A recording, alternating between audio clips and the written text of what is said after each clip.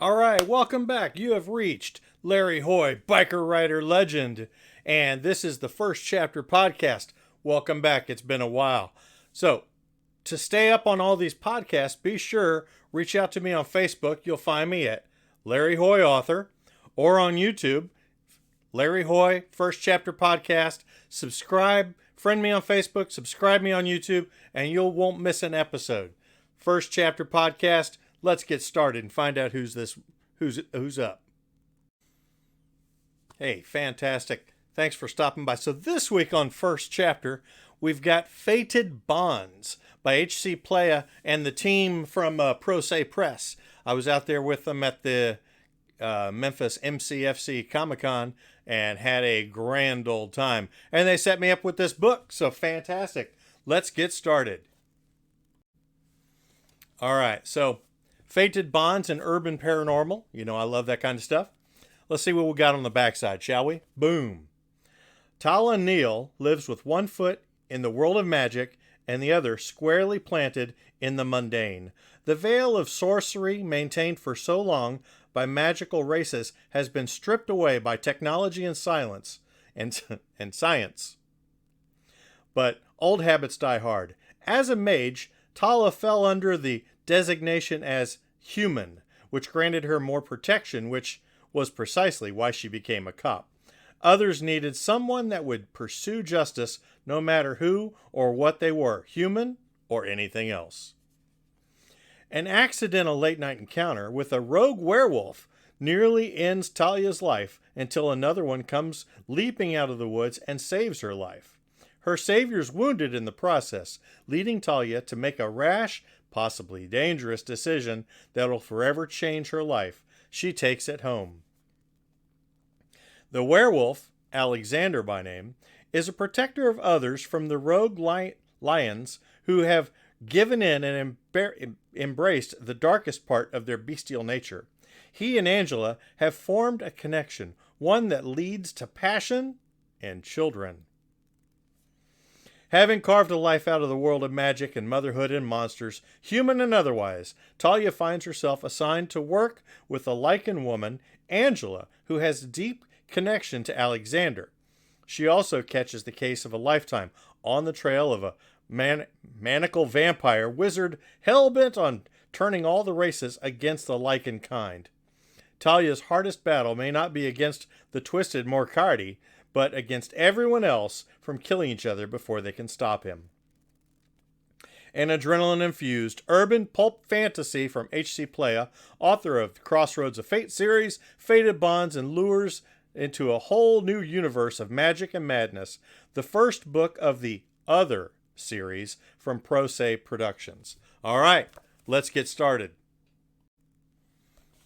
All right, Fated Bonds, The Other, Book 1. Chapter 1. Talia counted down from 10, waiting for the signal to move in. Her earpiece squawked. Team 2, ready. Team 3, ready. Team 1, ready. Move in, she replied. She motioned with her hand and the SWAT team surged forward. The battering ram slammed into the dilapidated warehouse's old wooden door and splintered it to bits. Talia winced as the screech of a bullhorn as the officers to her left bellowed, "Police! Stay where you are! Put your hands in the air!" Bullets whistled past the SWAT shields in response. The team confronted a hail of bullets with return fire as they closed in, moving to block the exits as planned. The echo of gunfire and pungent aroma of blood and gunpowder assaulted the senses. For one moment, she wasn't in a warehouse, but in an alley with her partner slumping to the ground. Talia shook her head, and pushed the memory down, turning out the chaotic din of noise that crept forward.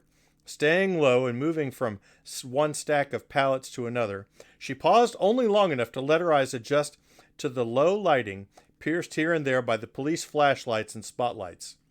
At least a dozen people, possibly more, made futile attempts to flee or fight back. A kid no older than maybe 15 or 16 all but ran headlong into her. A girl decked out in tacky bling and the gang's colors drew up short and snarled, but put her hands up when Talia aimed her weapon. "On the ground! Hands above your head!" Talia commanded. Smarter than the other gang members that tried to fight, she let Talia cuff her without a fight. "Take her," Talia said as she handed the girl off to a young officer who grabbed the girl roughly and frog marched her out of the warehouse. Gunfire still rang out, but sporadic now. She scanned the faces of the bodies and passed and the luckier perps that follow officers rounded up, but no one matched the face of her quarry. She wove through the towers of pallets with the gutted computer towers, stolen televisions and the like, and the last researching the back of the warehouse where a knot of gang members kept up the gunfight. Shielded by a cluster of kitchen appliances, the chaos and the noise faded to an insignificant background blur as she spotted the son of a bitch who killed her partner. Her sensors hyper-focused as she sensed the eerie calm settled over her. The guy grabbed one of his flunkies and dragged him, using the teen as a living shield. Bullets slammed into the unlucky kid. She pushed down her horror at her anger, all of it. She had one goal: catch the son of a bitch alive. Her target dropped the body and disappeared, causing her to stare in shock. Where had he gone? There wasn't supposed to be any type of exit in this building. She spotted the shadow of a doorway, even as she cursed the inaccuracy of the building's blueprints. Like hell you're going to get away. Ignoring the remaining 3 defiant criminals firing to panic into the darkness, she darted out, leaping over a bullet-riddled sofa, and raced past them. One tried to return fire at her, but she swung her heavy flashlight and hit the guy square in his jaw, sending him flying back. His eyes rolled back as he went limp, so when he slammed into his buddy, he was a heavy, awkward, dead weight.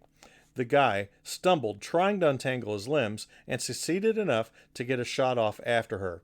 She didn't break stride as the bullet veered and dropped to the ground as it encountered her protection spell. She resumed fire, dropping him, and kept going on. 2 down, she thought, but then amended it. Make that 3. The only remaining threat in the building dropped his weapon as the other officers swarmed him. Someone called out to her, but she ignored them and raced into the darkness after her only query that mattered. Talia careened into a tiny 4-foot by 4-foot room, muttering a small prayer of thanks that her spell worked and for the soul of the idiot she'd shot. A rusty mop with a broken handle clattered to the floor, and Talia, adrenaline set her heart racing. She spotted the ragged pieces of plywood half covering a hole in the concrete slab. Talia kicked aside the plywood when no gunfire flew in her direction. She flicked on the safety of her gun and jumped into the crude bolt hole. A fall of 5 or 6 feet flew by in a heartbeat, and she landed with a heavy thud, dirt raining down on her. When she pulled her flashlight out and flipped it on, a tunnel disappeared beyond the beam of her light. Talia started down the tunnel, no doubt dug by the gang, but only a few feet into the roughly carved-out path, transitioned into a larger tunnel with an old, heavy wooden support beams spaced at regular intervals. Gravel crunched underfoot, and Talia started running as she caught a faint echo of frantic footsteps in the distance.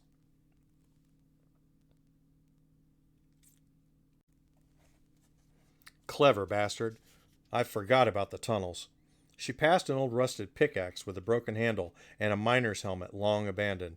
The mines were closed before she was born, when the small vein of precious ore proved too small to risk constant cave-ins, and the company went bankrupt. Talia coughed as she sucked in the dust, but kept running. The sound of footsteps grew louder. She flicked the safety off of her gun and shoved the flashlight back in her belt as the darkness grew a shade lighter. The tunnel sloped upward ahead. She ran, stooped over, while the vibrations from above rained down debris on her head, making her cough and squint through watery eyes. The scraps of wood, shoved into places where the support timbers, long since decayed, jolted and shimmied. Light glimmered ahead as she spotted a flash of movement. She poured on the speed and crashed through the brambles and bare branches which half covered the mine entrance. She blinked twice to adjust to the anemic sunlight of winter. Martina's black leather jacket made an easy target among the barren winter trees and brush. Gotcha, you murderous little asshole. Talia closed the distance between them with swift, long strides. Martinez glanced over his shoulder, spotted her, and his hand went to his jacket. Talia halted and aimed her gun at his head. A mere handful of steps separated them. "Hold it, Martinez!" Martinez stumbled to a stop and looked back over his shoulder again. "Go ahead! Give me a reason to pull this trigger." Too young to even grow a full beard, the kid eyed her with hate and malice in his dark eyes that made her wonder what happened in his young life. How had he gone down this path, staring at the business end of a cop's pistol? Even as part of her felt sorry for the kid whose life went so wrong, she answered his stare with one of her own. He'd killed her partner, and if he tried anything, she'd not lose any sleep over killing him. Something shifted in his eyes. Maybe he recognized her resolve, or maybe self-preservation won out. Either way, his hand slowly came up and rested behind his head. He sank to his knees on the ground. Instead of closing the distance to cuff him, she stood there, gun aimed, remembering her partner's last ragged breaths, his wife kneeling, wailing when she stood on Greg's doorstep in numb silence. For one long moment, Talia considered killing the kid. He'd made a choice. She'd watched him casually use another human as a shield and then ran away. Her hands shook with rage that burned inside her. She stalked closer, and their eyes locked. He remained still, a rabbit cornered by a fox. She could do it. The telltale budge betrayed the shoulder holster and weapon in his jacket. She knew enough to make it look legit. Internal affairs wouldn't look too hard, and they weren't too sympathetic towards cop killers. She took a slow, deep breath. The memory of her partner and of his integrity stopped her. Committing murder betrayed the justice for which he gave his life.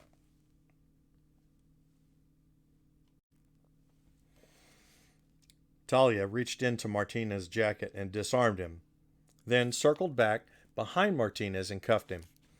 She frisked him, removing two knives and a bag of pills that she bet would earn him another charge. Good thing he didn't resist, because she doubted her control would hold. Talia looked around, the sound of voices. Several officers, one after another, emerged from the old mine entrance. Jameson gave her a thumbs up, and Brady grinned when he spotted her hauling Martinez toward them.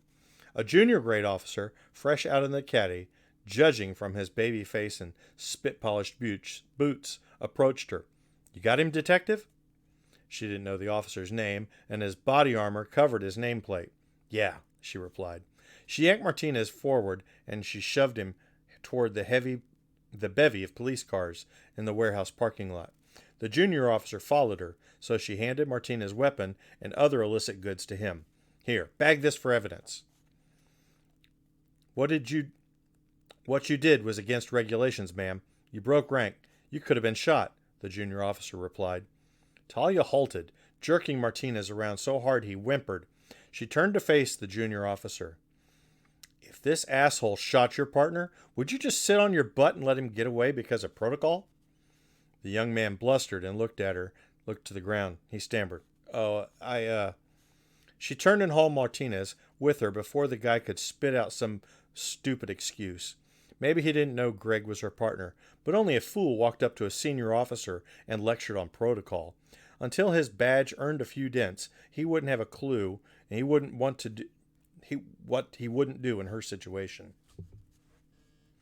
She shoved Martinez in the back of the patrol car with a couple of his pals, already sat and cuffed. She recited his Miranda rights and then let Juarez and Smith take a lot of them to Central for booking. As she hiked over to the SWAT van to hitch a ride back to the precinct, a knot formed in the pit of her stomach. Arresting Greg's killer meant moving on and letting go. Considering her rank, she suspected she might be filling Greg's shoes as a mentor to some wide-eyed newbie. A cold sweat broke out on the back of her neck as she climbed into the van. Her hands shook as she loosened the Velcro on the body armor. She concentrated on disarming and prayed something would save her from the role she couldn't hope to fill right now. Past the front reception desk, in the heart of the Holly Ridges police precinct, phones rang and several dozen voices fought to be heard over the general ruckus of the workday. The noise and bustle welcomed Talia with a familiar rush of frenzied energy. Her ears still rang from the gunfire, and adrenaline kept her moving forward, even though her legs begged her to sit. A hand or two waved in greeting and the black armbands reminded her of the tightly reined in grief. Some of her fellow officers offered a nod or a sympathetic smile as they slogged through the interviews and paperwork, the kind of tedium which resulted in the ops like the one she just led.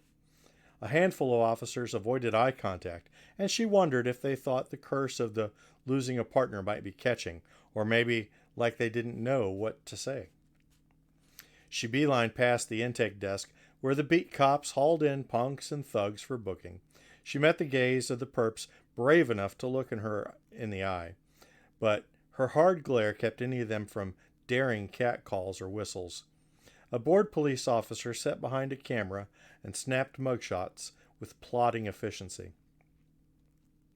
She reached the sea of cubes reserved for the detectives, the cubicles with cheap little place cards with Velcro attached to the fabric service highlighted those assigned to Violent Crimes Task Force.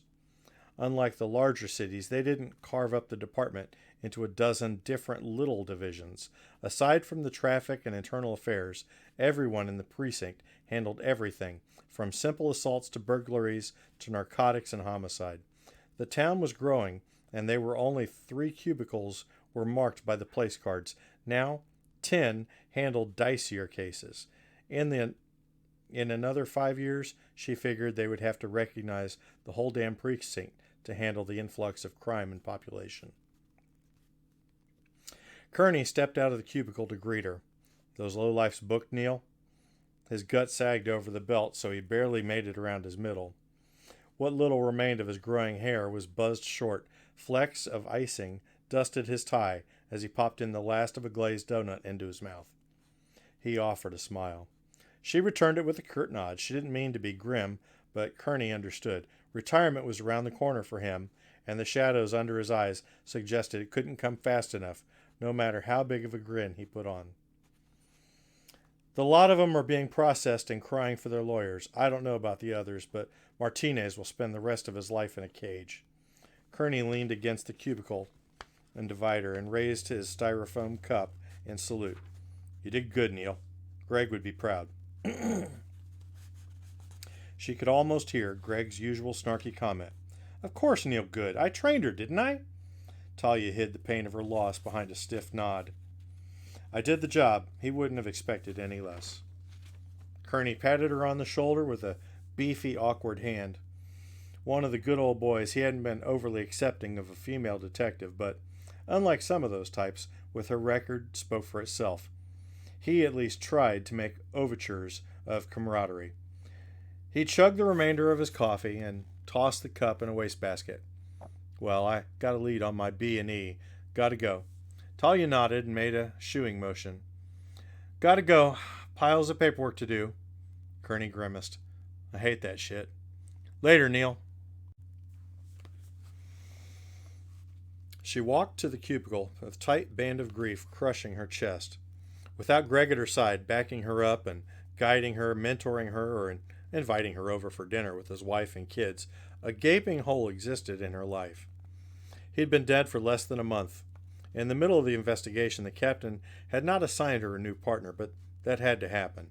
She dreaded the coming meeting with her captain. It meant moving on. It also meant talking to the department's contracted therapist, Joy.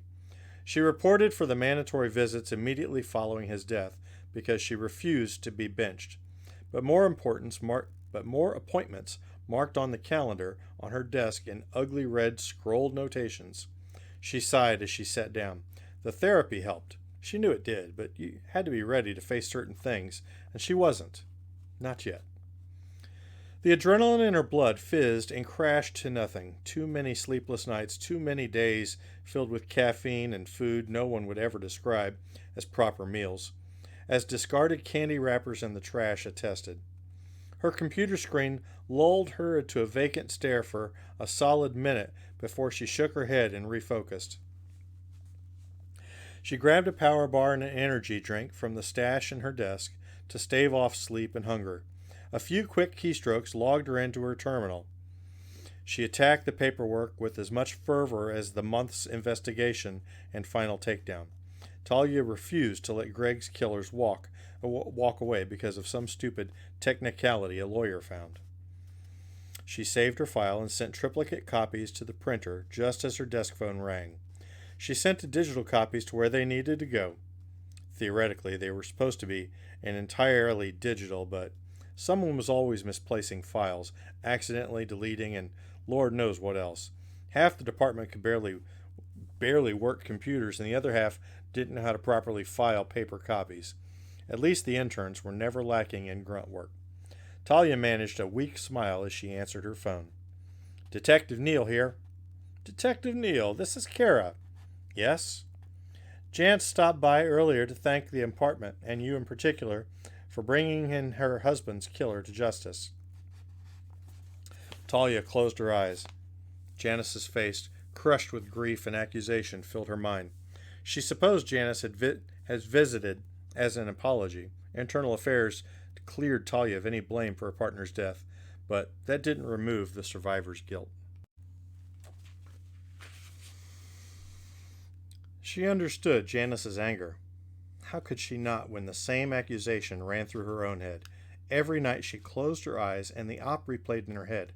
Every time, no matter what, how she tried to change it, Greg died. She warned him something felt off, but he insisted on going through the op. They followed every rule to the letter, but it made no difference. She failed to convince him that she knew things weren't as they appeared. Detective? Talia's attention circled back to their phone conversation.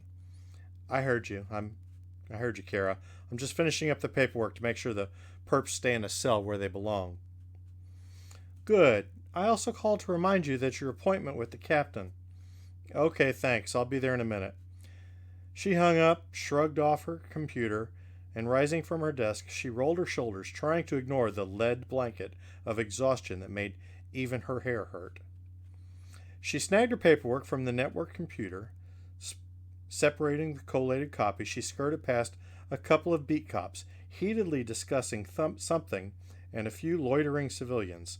A hand reached out and grabbed her wrist, jerking her to a halt. She fumbled the papers, managing to clutch them before they scattered to the ground. What the? Talia turned toward the assailant, prepared to smash someone's nose into their face instead of some sleazeball. A withered old woman with flowing white hair and a rumpled house dress clung to her arm. Bent with age, she craned her neck to look up at Talia. The woman's face triggered an itch in her brain, as if she'd seen her before. Do I know you? Talia asked. She spoke as if Talia said nothing. Evil stalks in the night. Beware. The woman paused for breath, her gaze locked onto Talia's with eerie force. Destiny unfolds around you, light and dark, sorceress and guardian. Together you can vanquish that which haunts you both. Evil. Oh, I know evil.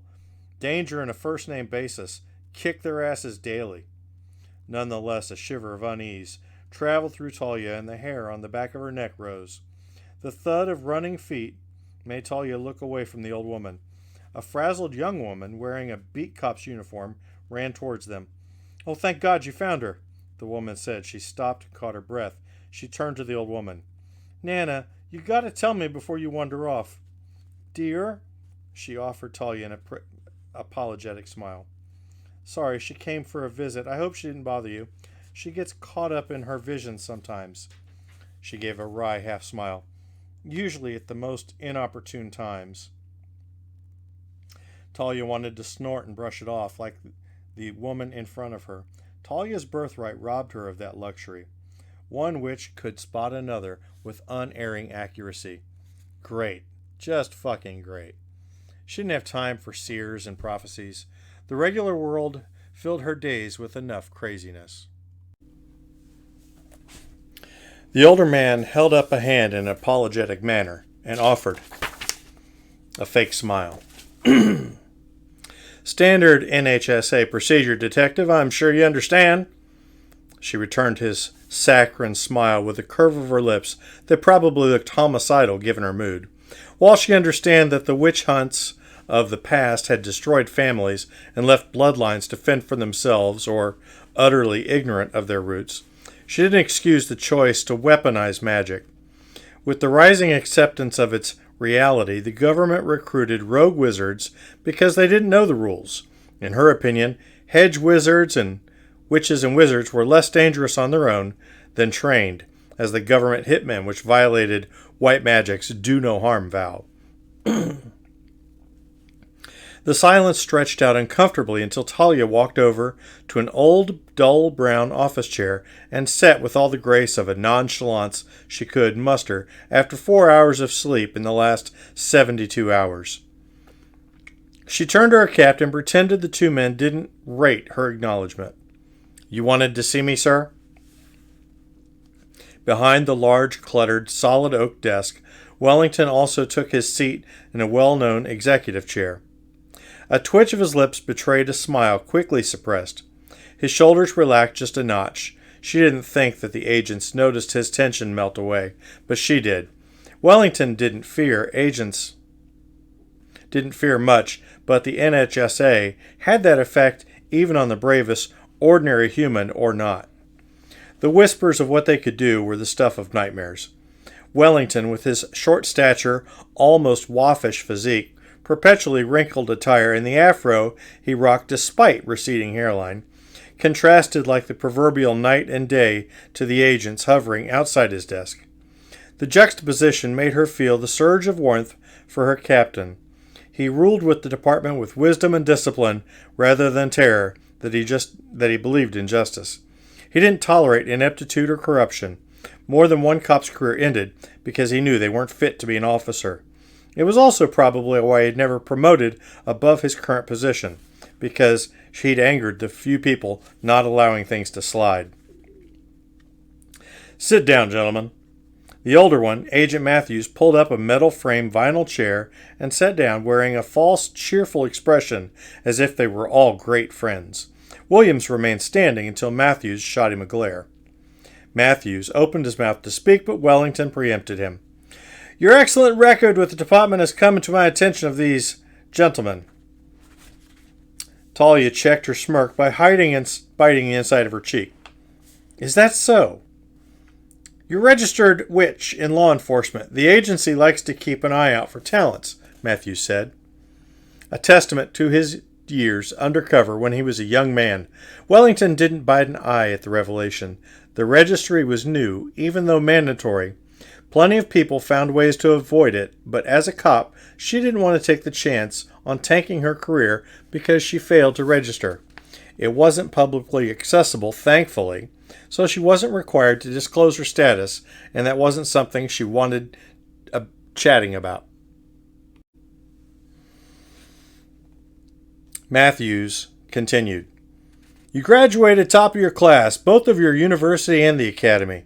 Statewide, you constantly rank in the top 5 in marksmanship. Your percentage rate of case closure is an astonishing 95%.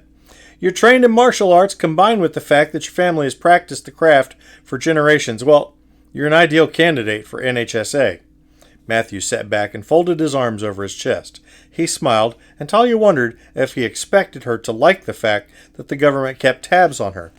His sidekick raked her with a look down his crooked nose that made her itch to add another bend to it with her knuckles.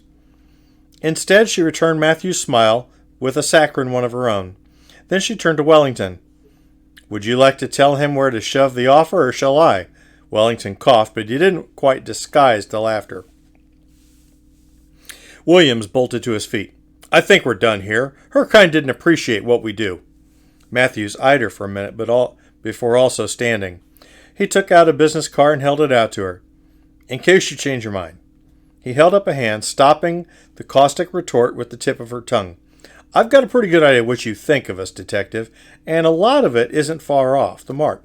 The agency really could use someone like you, someone strong enough to pursue justice that could accomplish a lot." She raised an eyebrow at the unexpected honesty and tucked the card in her pocket as she assessed the man in front of her. "If you really want justice, maybe we can arrange a cooperative relationship." "The agency doesn't need you."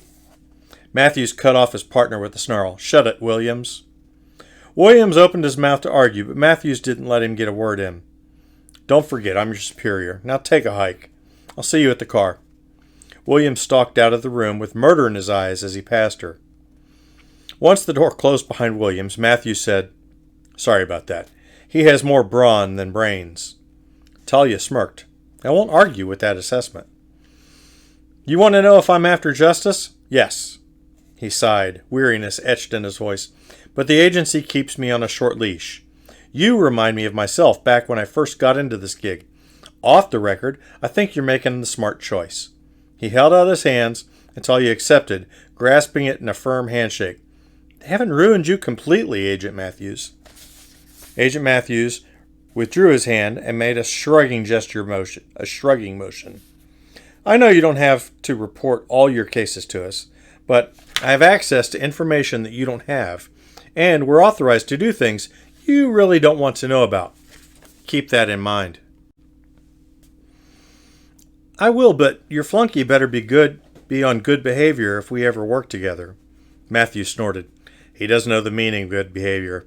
This arrangement is between you and me, not the agency. Numbnuts won't remember your offer when I'm done with him." "You're going to jack with his memory?" The thought sent a chill down her spine. "It's one of my specialties. The agency put him with me because he showed a resistance to the type of tampering, but I wasn't stupid enough to show him the extent of my skills." Talia cocked an eyebrow and tapped a finger against the side of her head. "Perhaps I should worry about you tampering with my neurons?" Matthews laughed. "I got the feeling that you're too stubborn to be messed with, but no, I don't do that sort of thing lightly. However, if I don't wipe Williams, he'll report back to his command, you'll get red flagged, and I'll get scrubbed." He lifted a hand. "Trust me, you don't want to know what that entails." Talia suppressed a shudder. "I appreciate the heads up." "No problem, especially seeing how I'm covering my ass in the process. See you around, Neil. Captain Wellington?" He nodded to both of them and walked out the door. "Matthews?" Talia said. "Yes?" He stopped, his hand on the doorknob, and looked over his shoulder. "Watch your back out there." "Same to you, Neil." He left the room with a quiet click of the door, and he closed it behind him. Talia turned to her boss. "You're awfully quiet, sir. You planning to freak out now?" Wellington leaned back in his chair and studied her. "I appreciate the concern, but I'm quite fine, thanks. It utterly amazes me that the scientists can announce in the news that magic is real, and we're living side by side with people who look human, but most assuredly are not, and yet the world at large chooses to ignore it. I've been on the job, seen too much to dismiss the crazy shit exists. It scares people. I guess they'd rather dismiss it as urban legends or conspiracy theories than accept that it's the elephant in the room that nobody wants to talk about." "You mean the one that's crapping on the carpet and crushing on the furniture? I keep trying to shove it outside, but it just won't fit through the door."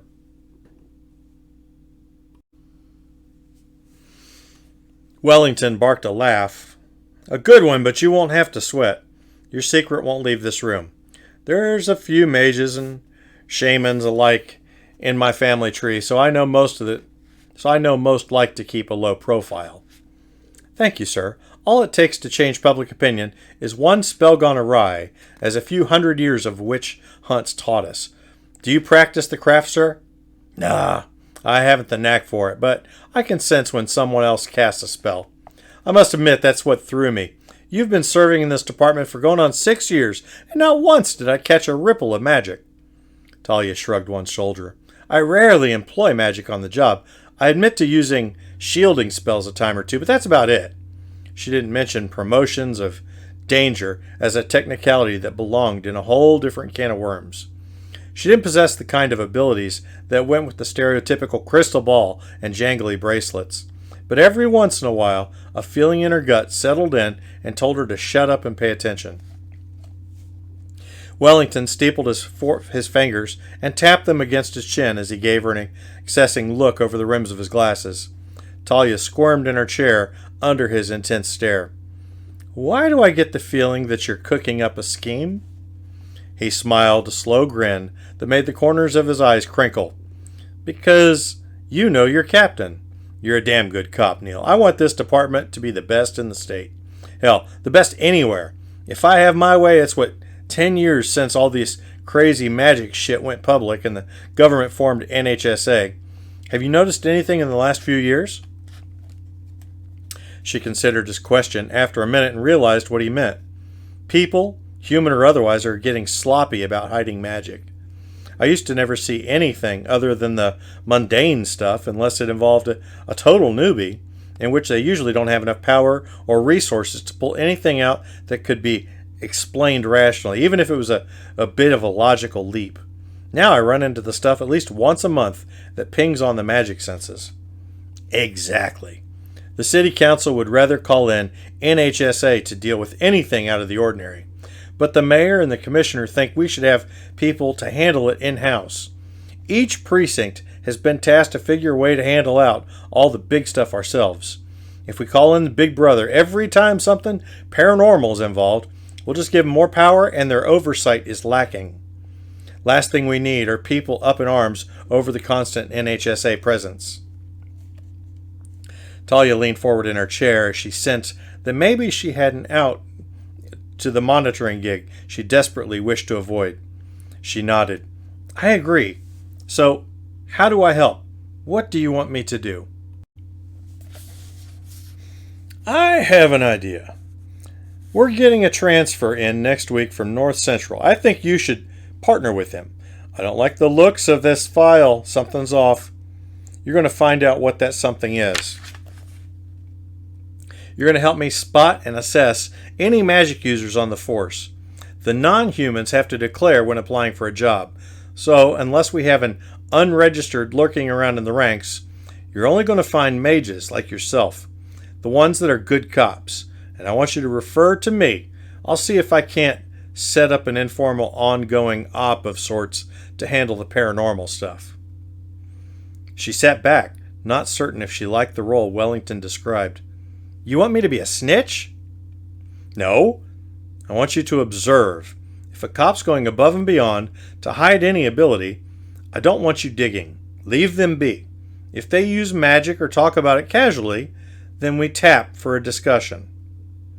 Talia thought of the young beat cop with a seer grandmother. Possible recruitment numero uno. Wellington continued. Your role needs to stay on the know. Drill sergeant every new face that walks into my precinct. You'll work with the magic ops team, but everyone else, you'll be the ball-busting cop that trains the newbies. Tala frowned, liking this plan even less. So not only am I babysitting the noobs, but I'm hunting for magic users and investigating weird shit. My case closure rate's going to tank. Wellington stood up and came around the desk. The city's growing and so's our crime. And this is one precinct town when I was a kid. Now we have 3. We've quadrupled in size, and not all the officers out there are as good as the one I'm looking at. Yeah, your stats may suffer short term, but the precinct as a whole will improve. You get to define how you play this and how long. I'm looking to run through partners like they're disposable cups. I expect you'll be ruthless on the newbies and transfers. There are signs of organized crime moving into the city, and we are not going to have dirty or sloppy cops in my house. I don't need cops paid off by vampires or casting dark magic or Lord knows what. And I trust you'll be my right hand out there, so I know to make this place run smoothly through the city's growing pains. Got it? Talia swallowed as the enormity of the task laid at her feet took shape in her mind. If I do this, I'm going to get a rep. Other cops aren't going to like me. No, most of them won't. The smart ones will figure it out and won't give you a hard time. Do you think you can handle that? If you say no, I'll respect that, and I'll partner you with Smith as I originally planned. Talia winced. Smith gabbed non-stop and talked about women's chests every time they happened to work together in the field. He summoned her homicidal urges. You crafty bastard, she thought as she returned to the captain's gaze. He knew exactly how to corner her into doing as he wished.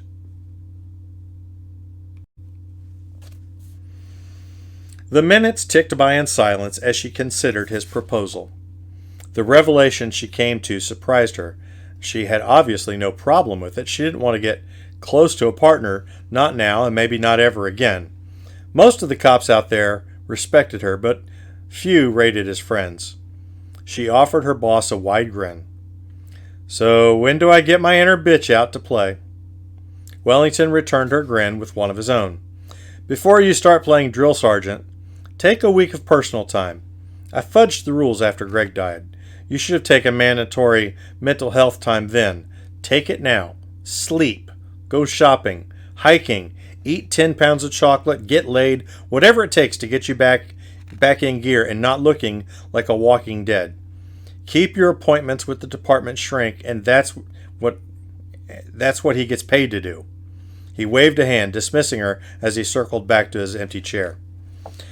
"Yes, sir, Captain." She stepped back, wondered if she'd managed anything on his list other than sleeping. "Hold up, Neil. Almost forgot. Toss me your badge." Talia's heart stuttered. "What?" She racked her brains, trying to recall protocol for mental health leave. Maybe turning in my badge is required? Without a word, she unclipped her badge and handed it to Wellington, even though it felt as if she were handing over a piece of her body. He opened his desk drawer, pulled out another one, and tossed it to her. He grinned as she caught it. She looked down, not quite comprehending. In shiny gold, the word sergeant glinted at her. "Congratulations, Neil. Exam results came back last week. Normally there'd be a big brouhaha, but you were the only one that passed, and I figured you didn't want the fanfare." A telephone on the captain's desk rang. "Dismissed. Now go home." She gulped back the tears, which she absolutely refused to shed on the job, and did as ordered. Oh my gosh, that was a healthy chapter. Hey, HC and Pro Se Press, this is a fun one. I'm really looking forward to the series. You got a great character in here. Can't wait to see more of her. All right?